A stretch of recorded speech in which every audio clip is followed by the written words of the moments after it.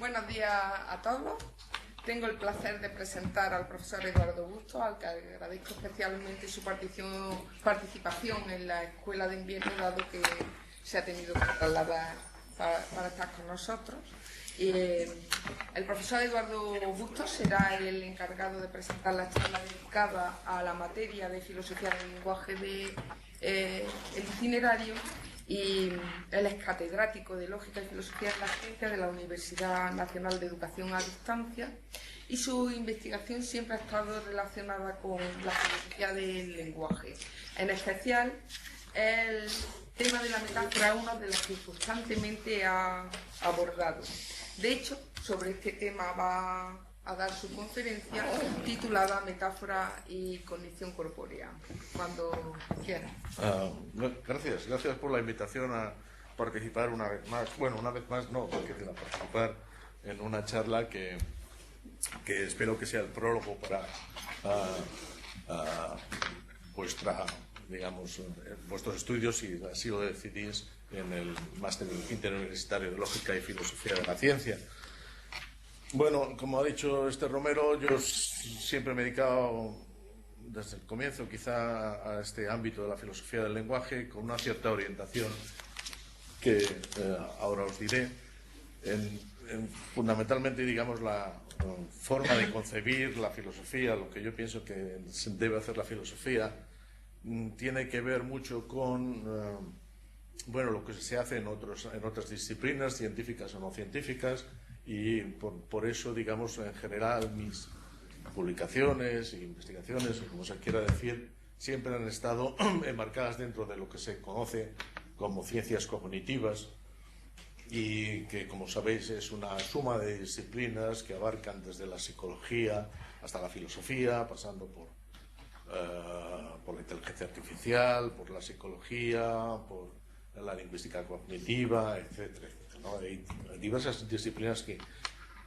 han contribuido y siguen contribuyendo a progresar, digamos, en el conocimiento del lenguaje y de las relaciones entre el lenguaje y la mente.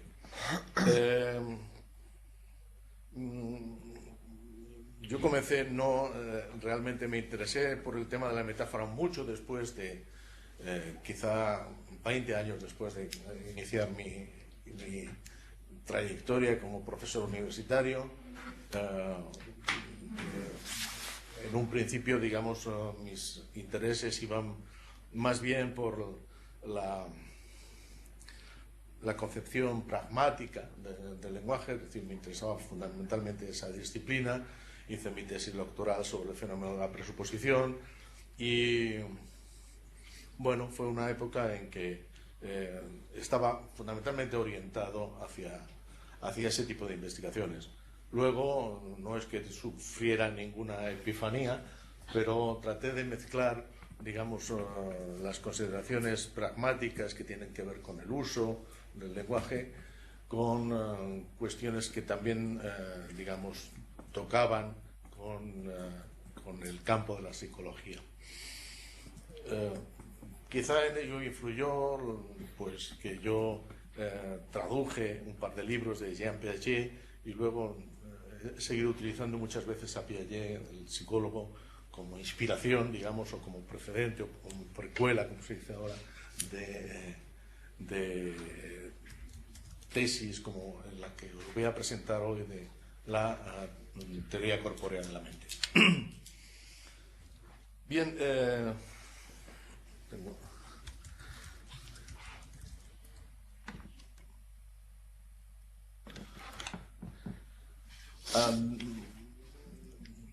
cuando surgió, digamos, mi interés por las cuestiones relacionadas con la metáfora, surgieron en un principio precisamente porque me planteé la cuestión de si sería posible, o si hubiera sido posible, dar una explicación de los fenómenos metafóricos basándonos en una concepción pragmática del lenguaje, ¿no? Y empecé a trabajar en esa dirección, y al final, digamos, la teoría de la mente, que lleva más o menos aparejada los análisis sobre la metáfora fueron imponiéndose sobre la concepción pragmática. Ahora espero siempre poder recuperar o combinar, digamos, de forma adecuada lo que es un enfoque psicológico fundamentalmente con un enfoque lingüístico que insista sobre todo en las cuestiones que tienen que ver con el uso del lenguaje, con una teoría del significado como el uso lingüístico, ¿no? Bueno, primero de todo os voy a leer una noticia, entre comillas,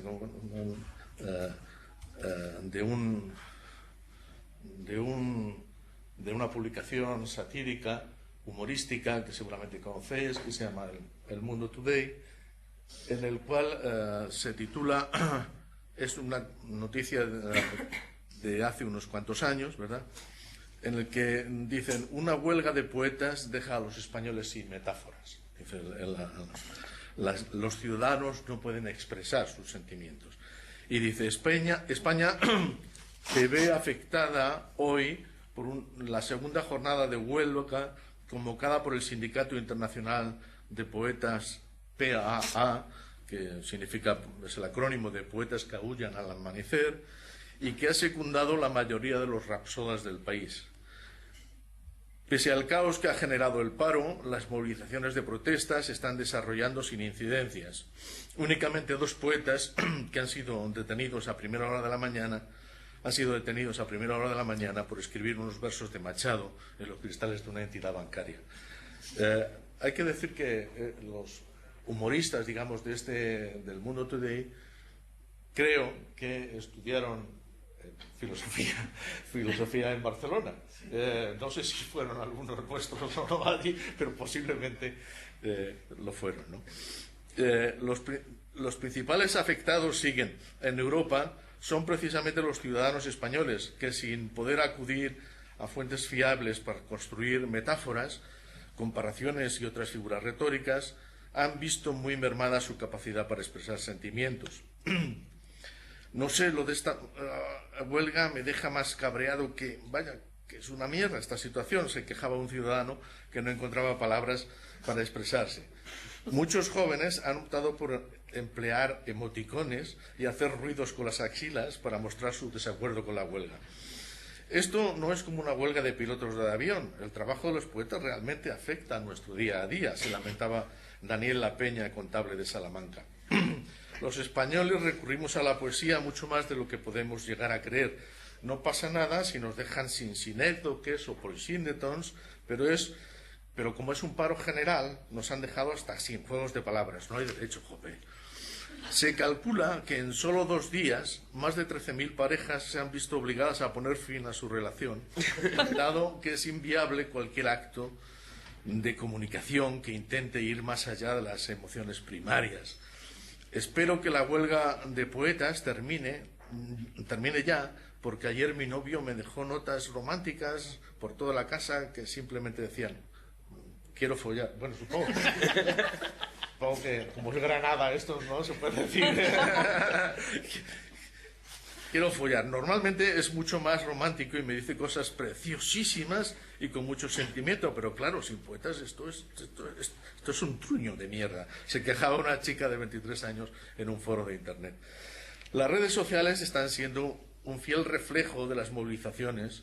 Una usuaria de 16 años se quejaba ayer en su blog personal: Facebook está muy aburrido porque nadie sabe qué poner en sus estados. Yo hace 2 días escribí: hay días con espinas y los que puede doler vivir, pero recuerda que cada día el mundo amanece en ti. ¿Qué puedo poner hoy? No sé si limitarme a escribir hola o explicar que últimamente escupo con mucho moco. Los políticos, también sin saber qué decir exactamente, han evitado hacer declaraciones sobre la huelga. Mariano Rajoy, muy dado a la metáfora y a las comparaciones, ha culpado al gobierno, entonces no estaba en el gobierno, ¿no? Ha culpado al gobierno de la situación, pero no se ha extendido. No sabría cómo decirlo, pero digo que alguien podría haber hecho algo antes y que está todo fatal, muy mal. Y ha culminado con un escueto: Zapatero, vete porque ya haces pupa. Incapaz de usar un lenguaje más elaborado. Esto es una noticia, es un articulito del Mundo Today del año 2010, de hace 7 años. Y esta noticia, que es una noticia satírica, humorística, apunta a 2 cuestiones que son fundamentales a la hora de abordar el fenómeno de la metáfora. Vamos a ver.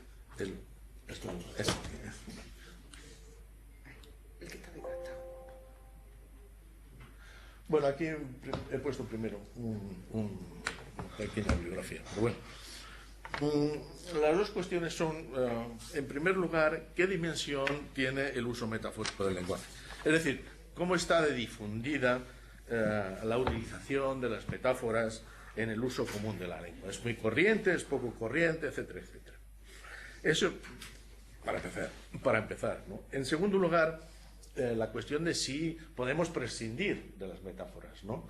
El texto satírico del Mundo Today daba a entender que no podemos prescindir, que nuestras necesidades expresivas son de tal naturaleza que no podemos prescindir de metáforas. O no podemos tampoco sustituir el uso de metáforas por otro uso que sea más o menos equivalente. Y la noticia del Mundo Today da a entender, en mi opinión, correctamente, que, digamos, 2 tesis que hoy en general son comúnmente admitidas en filosofía del lenguaje, y particularmente si se adopta, digamos, una concepción cognitiva de lo que es la filosofía del lenguaje, ¿no? En primer lugar, que las metáforas están mucho más extendidas en el uso de la lengua de lo que dan a entender las apreciaciones tradicionales. Para las apreciaciones tradicionales, para la tradición, digamos, lingüística, retórica, filológica, etcétera, etcétera, las metáforas son una clase de figuras retóricas que son, además, características propias del el uso literario de la lengua, ¿no? Y en particular de la poesía, o de la poesía lírica, ¿no? Y en ese sentido, pues, de acuerdo con esta concepción tradicional, el uso metafórico es un uso extraordinario de la lengua, que hay que poner en contraste con el uso común, el uso corriente, el uso convencional de la lengua.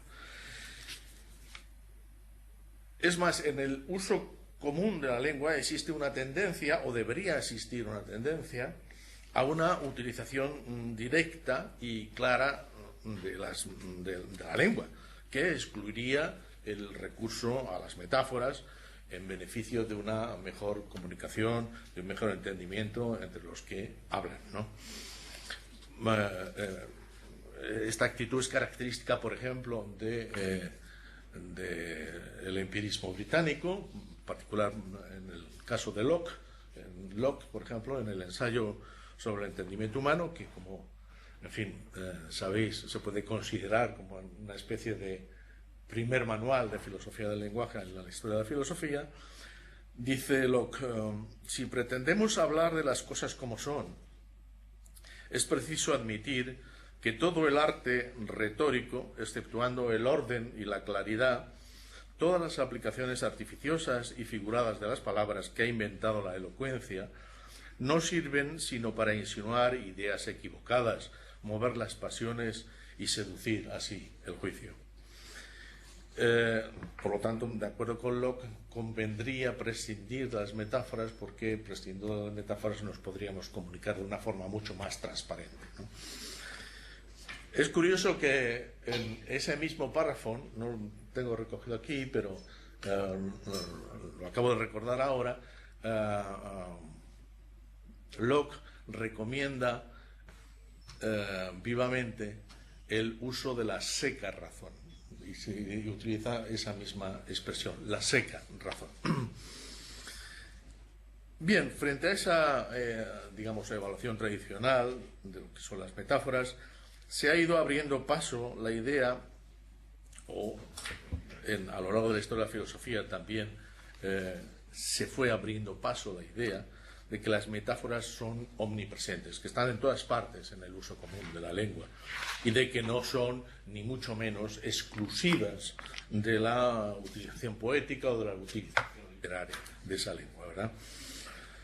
Y para ser conscientes de la dimensión metafórica del uso de la lengua, basta con advertir dos sencillos hechos.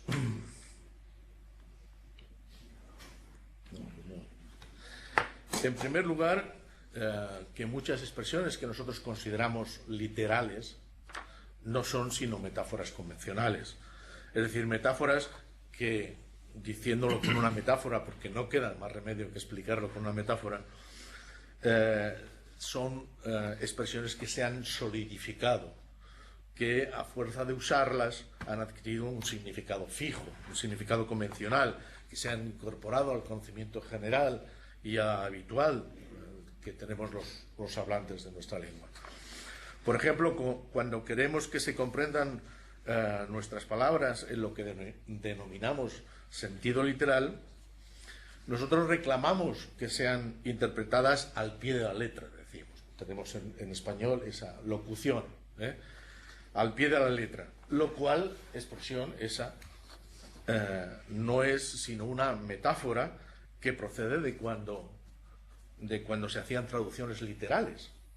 Es decir, una traducción literal, la tradición filológica, es una traducción en la cual debajo de cada palabra se ponía su equivalente. Y eso era lo que era una traducción literal, ¿no?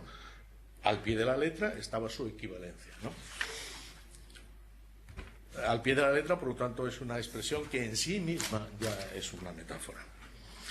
Y se puede reforzar más esta idea de lo que es la penetración metafórica de la lengua si advertimos la forma en que nosotros habitualmente usamos la expresión literalmente en español. En un libro muy divertido que se llama El Diccionario del Diablo, no sé si lo conoceréis, un libro de Ambrose Bierce, en algunas ediciones, no en todas, el autor Ambrose Bierce, un escritor norteamericano, satírico, etcétera, etcétera, tiene una definición de literal y de literalmente.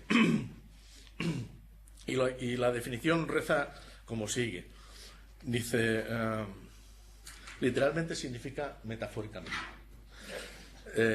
Y ponía un ejemplo. Decía, por ejemplo, como cuando decimos que el estanque estaba literalmente lleno de peces. Literalmente, en ese contexto, se utiliza para expresar una exageración, ¿verdad?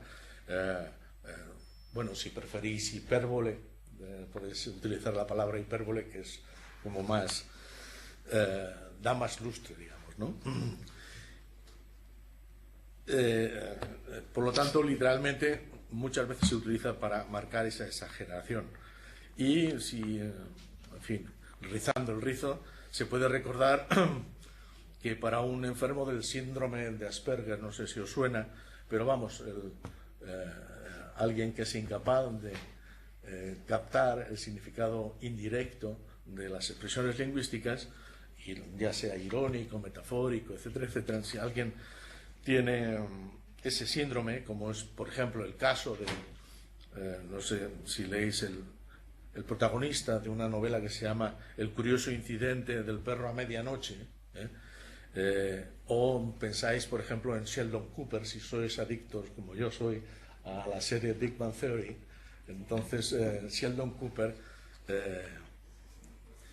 digamos, una expresión como la siguiente: estaba muy cansado, literalmente muerto, sería una expresión para él literalmente contradictoria, ¿no? No tendría sentido, no se puede decir, no tendría ningún significado decir estaba literalmente muerto, ¿no?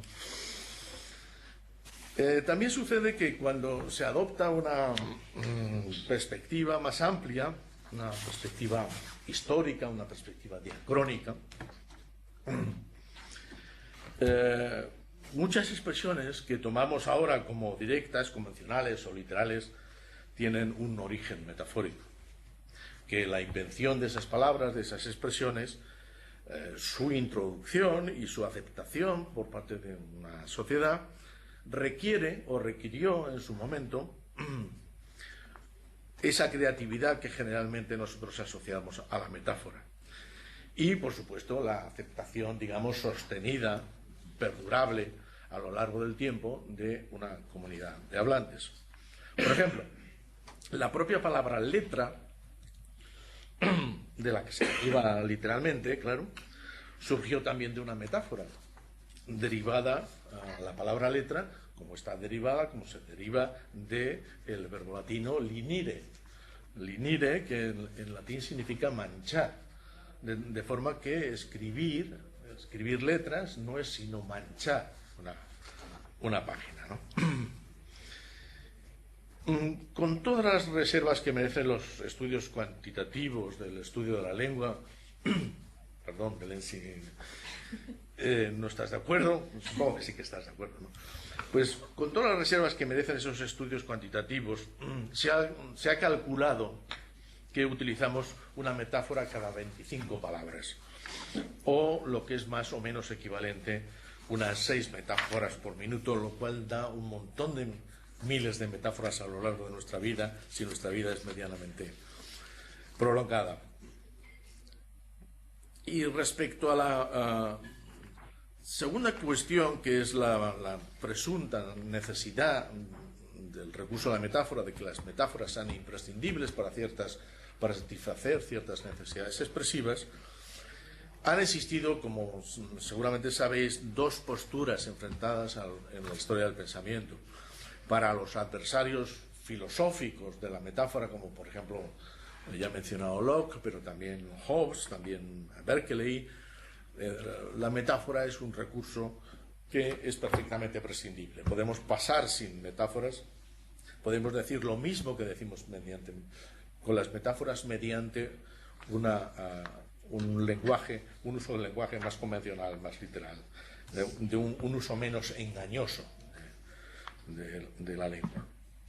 Pero también, claro, han existido y existen defensores, de comillas, literarios y filosóficos de la metáfora, muchos ligados al romanticismo, además a la poesía, como es el caso de Shelley, como es el caso de Heine, pero también dentro de la filosofía.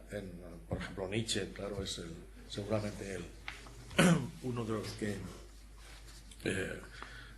mejor representa, digamos, una postura, digamos, defensora de la necesidad de la metáfora, ¿no? Y en nuestro país, pues, por supuesto, también Ortega y Gasset, claro, tiene una serie de reflexiones, de disquisiciones sobre lo que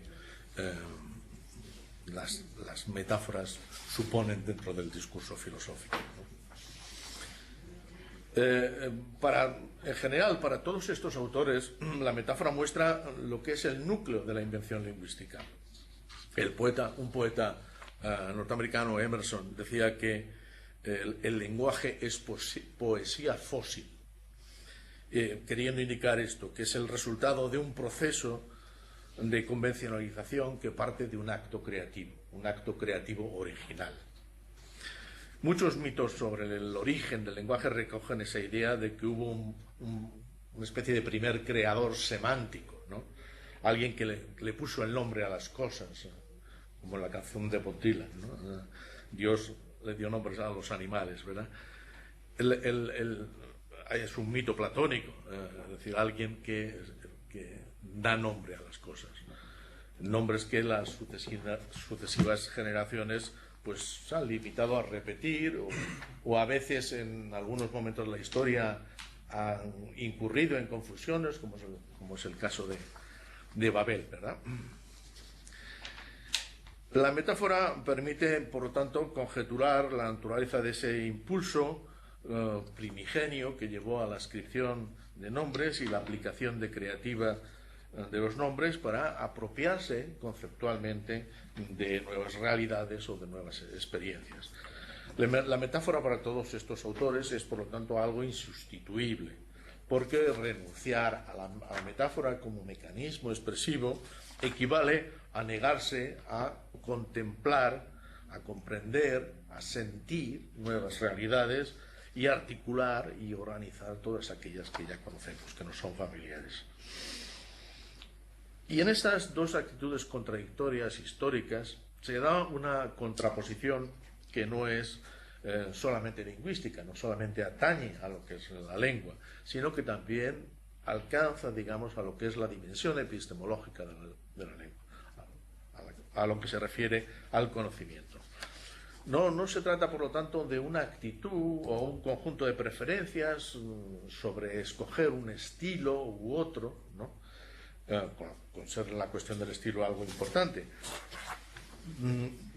Si el análisis de las metáforas tiene un contenido filosófico relevante, es porque no solamente se está hablando de palabras, sino de la capacidad de que nuestras palabras nos relacionen con el mundo, de la posibilidad que tengamos acceso a ese mundo, a esas nuevas realidades, de que podamos comprenderlo, de que podamos comportarnos de forma adecuada, de una forma propia, respecto a esas nuevas realidades, etcétera, etcétera. Y quien dice el mundo natural, claro, incluyéndonos a nosotros en ese mundo natural, pues también se puede decir que las metáforas no son necesarias para hablar del mundo social y del mundo cultural, del mundo histórico que vivimos, ¿no?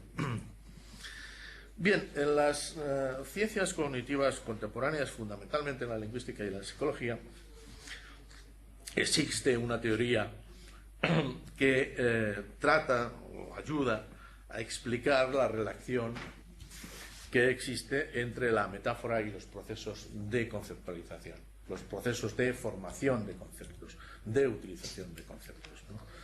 Es decir, que pretende tener, por lo menos, una explicación acerca de cómo se construyen los conceptos y cómo la estructura que adquieren esos conceptos está relacionada con otros procesos cognitivos, como la percepción, por ejemplo, y también, en definitiva, con nuestra conducta, ¿no? Esa teoría es la teoría de la cognición corpórea, embodied cognition en inglés, ¿no? Que en su vertiente lingüística tiene su origen, entre otras fuentes, en la teoría cognitiva de la metáfora del lingüista George Lakoff, de la Universidad de Berkeley en California, y de Mark Johnson, el filósofo Mark Johnson. Y se prolonga se bifurca en diferentes ramas, ¿no? Como por ejemplo es la teoría de los espacios mentales y la teoría de la fusión cognitiva.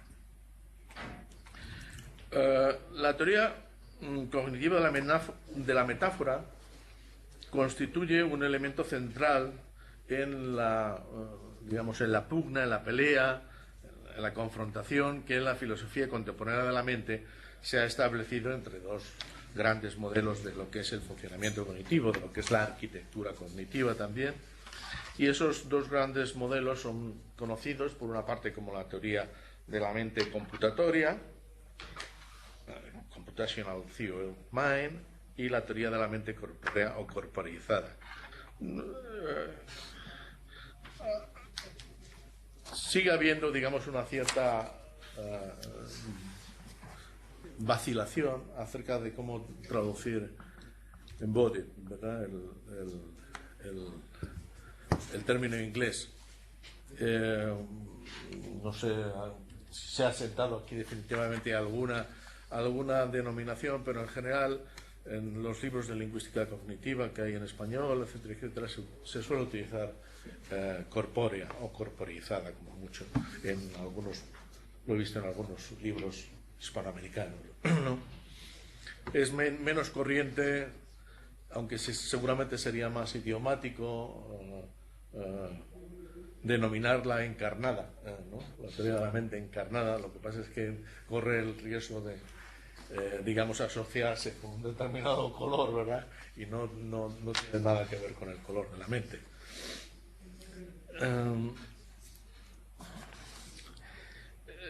La teoría cognitiva de la metáfora es un elemento central, como digo, en esa confrontación entre lo que es, en la filosofía contemporánea de la mente se ha establecido entre esos dos grandes modelos, ¿verdad?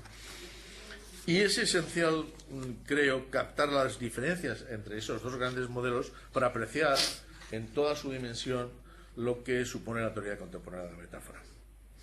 Una primera diferencia es que mientras la teoría computatoria trata de identificar diferentes sistemas o componentes de la mente, distinguiendo esa teoría, ese trabajo, esa tarea, al menos desde el punto de vista metodológico, de la investigación neurológica del cerebro. Es decir, la teoría computatoria pretende prescindir, en principio, de esa dimensión neurológica. La teoría de la mente corpórea, en contraste con esto, enfoca la investigación de una forma global que va desde lo neurológico a lo lingüístico.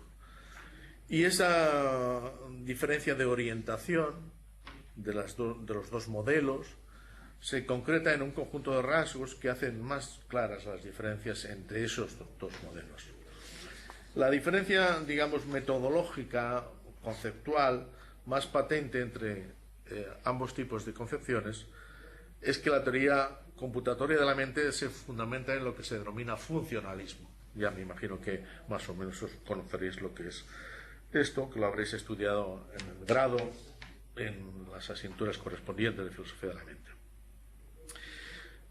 Si recordáis, de acuerdo con esa concepción, la investigación de la mente es algo que es o debe ser independiente de los sistemas físicos en los que se puede encontrar realizada esa mente, puesto que esos caracteres físicos no se encuentran causalmente relacionados con la organización y el funcionamiento de la mente en cuanto al sistema cognitivo. En cambio, en contraste con esto, para la teoría de la mente corpórea no se puede entender la naturaleza y la constitución de la mente sin acudir al funcionamiento y evolución del cerebro humano. Dicho de otro modo, la mente es una propiedad emergente de la autoorganización del cerebro que no es independiente de su naturaleza material, de qué está hecha, por decirlo así. La mente solamente es concebible como un nivel de descripción de las actividades del cerebro. Es una forma de describir lo que hace el cerebro, pero del cerebro constituido de tal y cual forma, por neuronas, no por chips de silicio ni nada parecido, ¿no? La teoría, en segundo lugar, digamos, se puede decir que la teoría computatoria es una teoría fundamentalmente no evolutiva, ni ontogenética, ni filogenéticamente, es decir, que no presta especial atención al desarrollo de lo que es la mente en cuanto a sistema cognitivo en el niño y lo que es o ha sido la evolución de la mente humana a lo largo de la evolución de la especie. Más precisamente, la teoría computatoria concibe el aprendizaje sobre todo como un proceso de activación de estructuras mentales generalmente de carácter innato, como es en el caso de la lingüística generativa transformatoria de Chomsky, lingüística generativa de Chomsky en general, etcétera, etcétera, ¿no? Mientras que en el caso de la teoría de la mente corpórea, aunque sea compatible con un cierto innatismo, esa teoría considera que las estructuras mentales no están prefijadas, sino que son producto de esos procesos de autoorganización del cerebro, que tienen su origen tanto en la experiencia como en los mecanismos internos de maduración y de autoequilibración. Y aquí, digamos, es pertinente señalar la relación que tiene esta tesis con las investigaciones del psicólogo Jean Piaget, ¿no? De acuerdo con Piaget, precisamente digamos, una de las orientaciones, uno de los logros, digamos, de su teoría fue el establecer las diferentes etapas por las cuales, en el caso del niño, es decir, a nivel ontogenético, pasan por esos procesos de autoorganización y de equilibración cognitiva con el ambiente, con el contexto, ¿no? La teoría computatoria, en tercer lugar, es objetivista en la medida en que concibe el conocimiento o la fijación de creencias como un proceso que consiste en representar una realidad externa, una realidad autónoma. La mente se concibe fundamentalmente como un sistema de almacenamiento y gestión de información procedente del entorno. En cambio, en la concepción corpórea se suele decir que la mente es constitutivamente dialógica, en el sentido de que la actividad de la mente es doblemente constitutiva, en el sentido de que es constitutiva de una realidad externa y de una realidad interna, de un sujeto y de un objeto, ¿verdad? Y la dirección causal de las explicaciones de la teoría corpórea de la mente, por lo tanto, es doble. Es decir, por una parte va de la asimilación del objeto a través de las categorías formales que tienen su origen en nuestras acciones sobre los objetos, a su acomodación en un sistema de organización que es cada vez progresivamente, hasta que alcanza su madurez, más o menos a los 14 o a los 15 años, se hace cada vez más compleja. La teoría computatoria distingue dos aspectos en los procesos cognitivos. La computación como tal es un mecanismo sintáctico, fundamentalmente sintáctico, que consiste fundamentalmente en la manipulación de símbolos de acuerdo con un sistema o varios sistemas de reglas. Y en su forma más conocida, esa manipulación de símbolos se concibe como la utilización de un lenguaje, es decir, como un lenguaje mental, que a veces también se denomina mentalés, ¿verdad? Que es el lenguaje en el cual nosotros construimos y modificamos representaciones en términos de las propiedades formales o sintácticas de esas representaciones. Por otro lado, en esta teoría computatoria, la dimensión semántica se maneja a través de las nociones de referencia y de relación de correspondencia, ¿no? Que son las relaciones que vinculan cada una de las representaciones con una realidad autónoma y objetiva. En cambio, en la teoría de la mente corpórea, ambas dimensiones, la dimensión formal y la dimensión semántica o sustantiva, se conciben como son dimensiones que son emergentes de un nivel presimbólico, ¿sí? Que puede ser innato, pero que es necesario que sufra una determinada evolución cognitiva. Es decir, las dimensiones sintáctica y semántica, de acuerdo con esta forma de considerar la mente, no son sino el resultado del mecanismo evolutivo del cerebro, que sigue el camino de una progresiva discriminación, de una progresiva diferenciación. La teoría computatoria de la mente da primacía a a esa función representadora sobre otras funciones, y la finalidad primordial de la cognición es la representación adecuada o correcta de la realidad. Y la dinámica, no lo que es la estática, digamos, cognitiva, sino la dinámica cognitiva es básicamente un mecanismo, una serie de mecanismos de generación de representaciones cuyo funcionamiento interno es esencialmente lógico.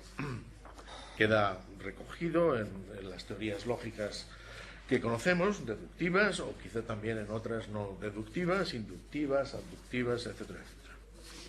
En cambio, en general, las funciones emotiva e imaginativa se suelen dejar al margen, digamos, de ese ámbito cognitivo, o son un subproducto de la actividad cerebral, que es fundamentalmente una actividad inferencial. Del mismo modo que en la diferenciación entre sintaxis y semántica, la teoría corpórea considera que la extinción entre diferentes esferas de la actividad cognitiva es el fruto precisamente de esa progresiva diferenciación del cerebro, ¿no? A partir de una matriz originaria, por decirlo así, ¿no? De tal modo que la complejidad cognitiva es el resultado de ese proceso, de ese progresivo proceso, y no la condición de ese funcionamiento. En los procesos de producción del significado, todos los aspectos de la organización cognitiva son relevantes, no solamente el representacional o inferencial.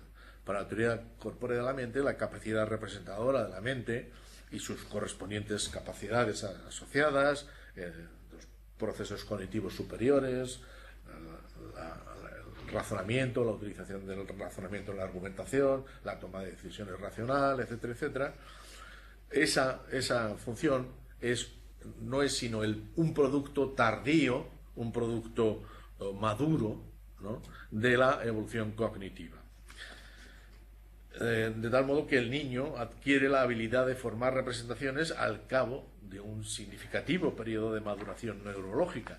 Pero esa capacidad de formar representaciones no ocupa ese lugar central y dominante en el funcionamiento cognitivo, sino que convive con otras habilidades cognitivas que no son representacionales. De ahí la idea de que la manipulación consciente de representaciones en los procesos de decisión racional convive con otros procedimientos cognitivos que no se basan en representaciones, como los que generalmente incluimos debajo de la etiqueta que denominamos intuición. Cuando llevamos a cabo una decisión racional o cuasi racional, entran a formar parte no solamente esas capacidades representadoras de la situación, sino que también entran a formar parte en esa toma de decisión componentes imaginativos y emocionales que es preciso tener en cuenta.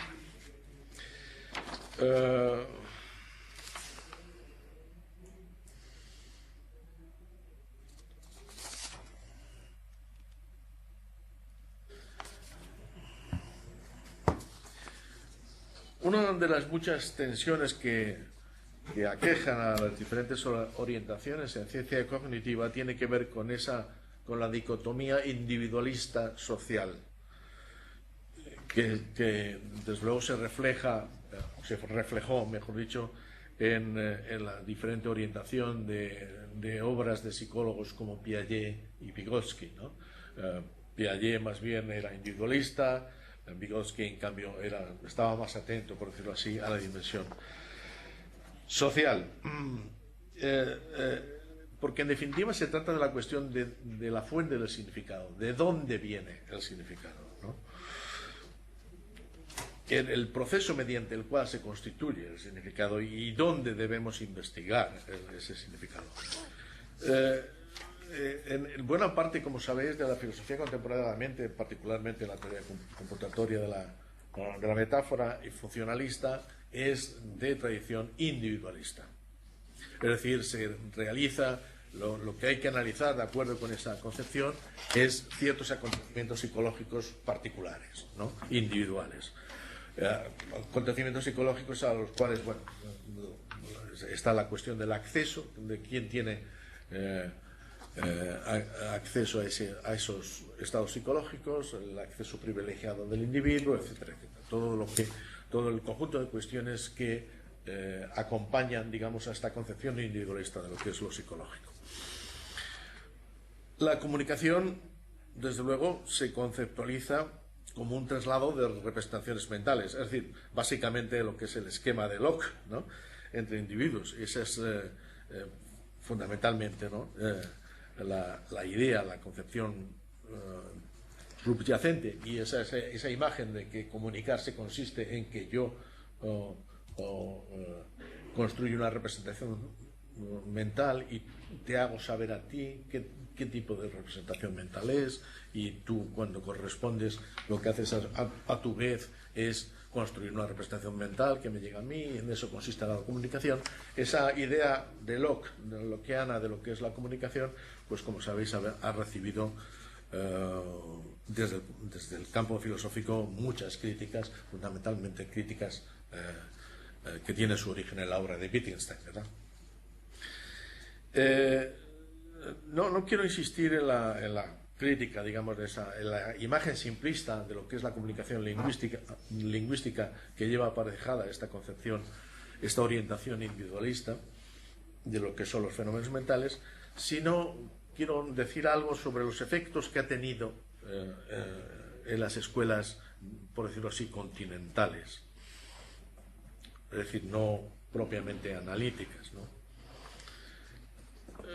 El fracaso de la hermenéutica y del estructuralismo en proporcionar una teoría adecuada de la comunicación y de la interpretación tiene su raíz precisamente en el hecho de que acepta ese marco individualista.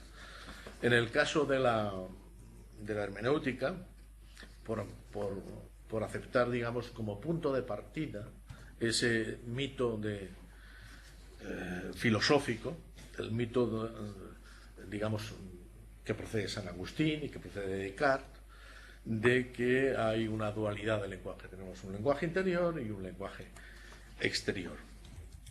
En el caso de la teoría literaria estructuralista y postestructuralista, por partir de la idea de que el significado es una propiedad textual, es decir, una propiedad que no es relacional, sino que emerge de la propia forma que tiene el texto, ¿no? Seguramente los que vosotros sabéis, si habéis estudiado lo que son las teorías literarias, por ejemplo, deconstruccionistas, en esas teorías literarias generalmente nunca se llega a averiguar cuál es el significado de una estructura textual, porque cuando tratamos de hacerlo, lo que hacemos en definitiva no es sino construir otra estructura textual que a su vez requiere una elucidación, etcétera, etcétera. De tal modo que en realidad uno nunca llega al significado, o el significado nunca se agota, es en cierto modo indefinido o infinito, ¿no?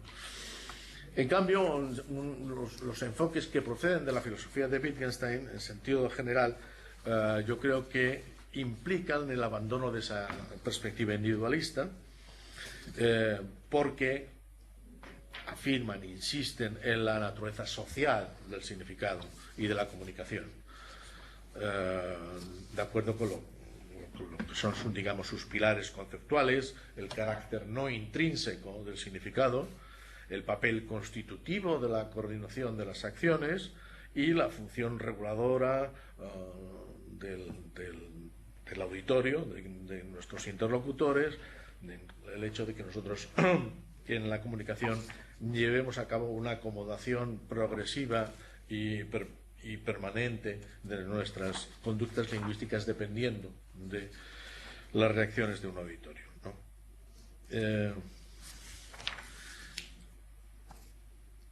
En la teoría corpórea de la mente lo que trata, en definitiva, es de mantener un cierto equilibrio entre lo que es lo individualista y lo social. Es decir, lo que ellos se denomina el punto de lo relacional, que es donde, para esta teoría, se aloja la fuente de la estructuración de lo psicológico individual y de lo social lingüístico. Y una de las dicotomías que trataría de disolver un enfoque de este tipo es la que distingue el significado objetivo del significado subjetivo. La mayor parte de la semántica actual es objetivista en una u otra medida, en cuanto considera que el lenguaje es una especie de reflejo de una realidad autónoma, que es una realidad independiente, además de las capacidades cognitivas de los individuos, que las cosas son como son, independientemente de cómo las percibamos, de cómo las conceptualicemos, etcétera, etcétera, ¿no? La alternativa a esa orientación general tiene el peligro, o parece que tiene el peligro, de caer en una u otra clase de relativismo. Es decir, su problema fundamental es precisamente evitar conclusiones, digamos, escépticas, ¿no? Si la realidad no es lo que el lenguaje refleja, sino lo que el lenguaje construye, entonces queda abierta la puerta a la posibilidad de que la realidad se construya de diferentes maneras, incluso de formas que puedan ser incomparables o que se puedan juzgar como incomparables o intraducibles, ¿verdad?, entre sí. Y en cambio se puede considerar que la naturalización de la noción de significado, que pretende, digamos, naturalización que pretende llevar a cabo, que pretende personificar la teoría corpórea de la mente, la consideración, digamos, de esa noción de significado bajo un prisma biológico, evolutivo, disuelve esos extremos de la dicotomía objetivo-subjetivo. Ni tiene sentido decir desde el punto de vista evolutivo que los organismos se adaptan al medio, ni que construyen su medio, ¿no? El medio es esencialmente la fuente de presiones selectivas bajo las cuales los organismos varían, de acuerdo con lo que propugna la teoría de la evolución, ¿verdad? Y el cerebro humano ha sido sometido a esas presiones selectivas y ha alcanzado un grado de ajuste, se suele denominar fit, ¿no?, de nuestro cuerpo, un determinado tipo de ajuste al ambiente, al entorno, al nicho en el cual ha evolucionado, ¿no? Y parte de ese ajuste lo constituyen discriminaciones perceptuales, elementales sistemas de categorización. El hecho de que sean compartidas tiene dos causas, a ninguna de las cuales se puede asignar un predominio, ¿no? Por una parte tenemos una común dotación genética que determina que nuestros sistemas neurobiológicos son hasta cierto punto similares, y al mismo tiempo lo que los psicólogos denominan un ámbito de lo que es una experiencia necesaria, es decir, algo por lo que todos tenemos que pasar, que todos tenemos similares tipo de experiencias, ¿verdad? Esa experiencia necesaria y la biología necesaria se condicionan mutuamente. Nuestra conformación biológica no es sino el resultado de las formas de tratar la experiencia en un nivel evolutivo. Bueno, creo que voy a dejarlo aquí, aunque realmente no me he adentrado en la cuestión de dónde entra la metáfora en toda esta cuestión, pero sí quiero dejar claro, pero me tendréis que creer, sin más, es que el análisis de las metáforas desempeña un papel importante en esa confrontación, en el sentido de que en general apoya, digamos, lo que es una teoría corpórea de la mente frente a lo que es una teoría computatoria de la mente. Es decir, que si uno considera que la teoría cognitiva de la metáfora ha conseguido logros importantes en análisis de la metáfora en el ámbito lingüístico, también es necesario considerar que esos logros son razones a favor de una teoría corpórea de la mente y no de una teoría computatoria de la mente. Muchas veces los partidarios de la teoría computatoria de la mente presentan esa teoría, esa concepción, como si fuera la única posibilidad, digamos, de dar sentido al comportamiento de nuestra mente, a las capacidades cognitivas que todos tenemos, ¿no? Bien, la teoría del cuerpo de la mente pretende ser una teoría alternativa y no, digamos, resignarse a la idea de que la teoría computatoria de la mente es, como suelen decir sus partidarios, el único juego que hay en la ciudad.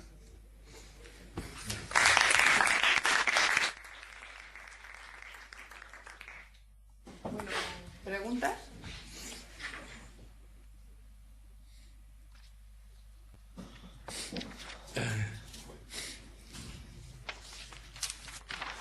No hay cuestiones. Bueno, entonces te preguntan. Sí, No. Venga. Bueno, no es tan incuestionable como parece lo que he dicho, o sea que No, yo lo que quería preguntarte es si para apoyar la teoría corpórea de la mente, el uso metafórico del que estás pensando es en el que cuando se estudia diacrónicamente el lenguaje y en su uso metafórico, o también el uso desde el punto de vista sincrónico. Es decir, vamos, estoy pensando en la distinción entre metáforas convencionalizadas y metáforas vivas o novedosas. Entonces, vivas no en el sentido de like of Johnson. Ahí es vivas porque son con las que vivimos, vivas, pero que son están convencionalizadas. Vivas en sentido metafórico, sí. Hay dos sentidos metafóricos para vida y metáfora. Es decir, que vivimos con ellas o que son imaginativas, son novedosas.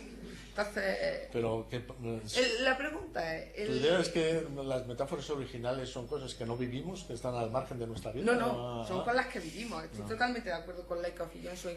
Pero mi pregunta es solo si son esas las metáforas que sirven para fundamentar y para argumentar a favor de la teoría corpórea de la mente, y quedan más al margen las metáforas novedosas, o se recurre a las dos en el ámbito de la... Bueno, es que hay una tremenda gradación entre una cosa y la otra, claro. Tú considera, digamos,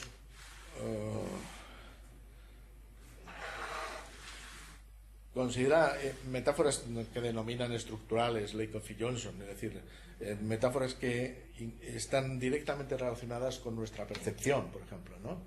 Y nuestra conceptualización de lo que es una determinada experiencia.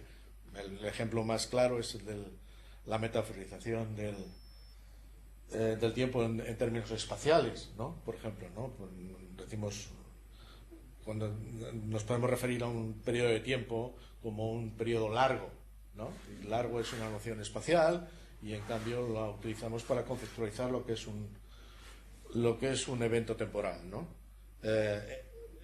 No solamente eso lo hacemos en español, ni en general en las lenguas indoeuropeas, que es así, que lo hacemos en las lenguas indoeuropeas, eso lo han investigado los lingüistas, sino que también incluso en lenguas no indoeuropeas, de tal modo que ese mecanismo, ese recurso que es el de la conceptualización del tiempo en términos del espacio, es algo que incluso se ha considerado que tiene un carácter universal, ¿no?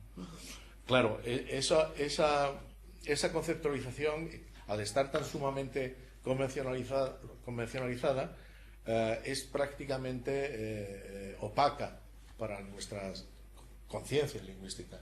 Es decir, no es algo tan común, tan corriente, que ni siquiera advertimos que estamos pensando en el tiempo en términos espaciales, ¿no? Pero, bueno, puedes considerar también, por ejemplo, no solamente en términos espaciales, sino, por ejemplo, considerando otra dimensión de las experiencias, cuál es el peso o la levedad de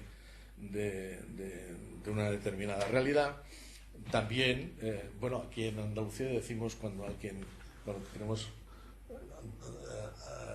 dar prisa a alguien, o decir, pues, ve ligero o hazlo ligero, ¿no? Y entonces conceptualizamos una determinada experiencia que como inmaterial que es, no tiene ni peso, ¿no? En términos de peso.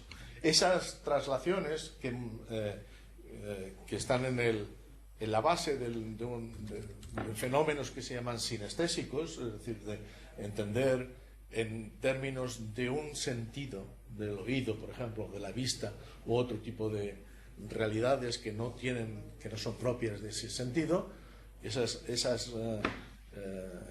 digamos, aplicaciones sinestésicas en expresiones lingüísticas, pues a veces nos pasan desapercibidas porque precisamente se han incorporado a la lengua de una forma muy duradera, pero en cambio en otras ocasiones pues nos llama la atención. Quiero decir que nos llama la atención porque, por ejemplo, lo leemos en una poesía o algo así, ¿no? Es decir, en muchas poesías se fundamentan o utilizan, digamos, ese recurso expresivo a la hora de elaborar metáforas. Pensad, por ejemplo, ya que estamos en Granada, en una expresión que utiliza Lorca, de García Lorca, en Poeta de Nueva York, en donde se refiere al azul crujiente, donde mezcla el sentido de lo que es la vista, el color, con lo que es la textura, ¿no? de una determinada. Esas mezclas, claro, nos llaman la atención, pero no es un fenómeno diferente de cualquier otro tipo de metáfora mucho más corriente, mucho más convencional, como es la de decir de algo que ve ligero, o este tipo es un pesado, ¿no? Nos ha estado aquí durante una hora hablando de la teoría de la metáfora. Este profesor es un pesado. Ciertamente soy literalmente pesado, pero también metafóricamente, ¿no? Muy bien. ¿Alguna pregunta más? Sí, quizá una pregunta. es acerca de esta dicotomía, acerca de si el lenguaje refleja la realidad o el lenguaje crea la realidad, y cómo las metáforas nos muestran que hay un proceso de construcción de realidad online en el proceso del lenguaje. Me preguntaba si esto no es asumir que todo el lenguaje funciona de esta manera descriptiva, representacional, y olvidar quizás que hay mucho uso metafórico, tanto en la literatura como en la vida cotidiana. Las metáforas no se usan necesariamente para describir cómo son las cosas, ni para añadir realidad en este sentido, sino para expresar estados de ánimo. El Poeta de Nueva York es un ejemplo muy claro, pero por ejemplo, si yo pienso en lo que me queda de día hoy y digo que es un océano negro al que no le veo fin, esa metáfora no es especialmente buena, pero todos entendemos que bueno, que esa legislatura actual. Pero entendemos que yo estoy transmitiendo un estado, estoy expresando mi estado de ánimo más que estar describiendo algo, ¿verdad? Pues, sí, claro. Decir, no, yo no diría que... es que, claro, cuando uno acepta, digamos, como punto de partida que existe una dicotomía entre una cosa y la otra, pues tiene que tomar, por decirlo así, partido por una cosa o la otra. Pero si tú no aceptas esa dicotomía, mira, ni la realidad se construye, la construyo yo cuando hablo sobre ella, ni la realidad impone su naturaleza en la representación que yo hago de ella, sino que lo que surge es una interacción entre una cosa y la otra, y lo que llamamos el significado está en ese punto intermedio, ¿no? Ahí quizá no lo he mencionado, claro, porque a lo mejor era añadir un poco más de confusión al asunto, el concepto de enacción del psicólogo Ayala, Elinor Ross, etcétera, etcétera, ¿no? En el cual se insiste, como digo, en ese punto relacional. No, ni está allí ni está aquí, sino que se enfrentan o se confrontan en un punto intermedio, ¿no? Es decir, en realidad está completamente construida. Y luego, por lo que respecta, claro, hay ámbitos de esa realidad, imaginativos y emocionales, que son tan importantes desde el punto de vista de la comprensión de qué es lo que hacemos y por qué lo hacemos,